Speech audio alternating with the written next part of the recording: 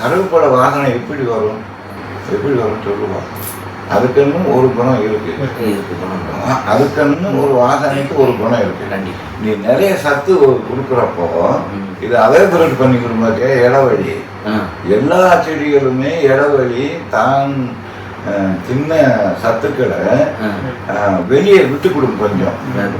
ஏன்னா அந்த அதுக்கு யார் வீடு கட்டி வச்சா அதை அதை அதை அதை காப்பாற்றிக்கிடணும்னு சொன்னால் கீழே தண்ணியும் மித்ததையும் எடுத்துக்கிட்டு அது வெளியே விட்டுக்கிட்டோம்னா அந்த ஏரியா கொஞ்சம் கூலிங்கில் இருக்கும். நமக்கு புரியுதா? அதனால அது அது வெளியே விடுறப்ப அந்த வாசனை வரும். அதுதானே தவிர நீ எவ்வளவுக்கு கீழே வைக்கிறியோ அவ்வளவுக்கு தக்க வாசனை வரும். நீ ஒன்றுமே வைக்காம வாசனை எப்படி வரும்? ஒரு பேசிக்கு சொல்கிறேன்.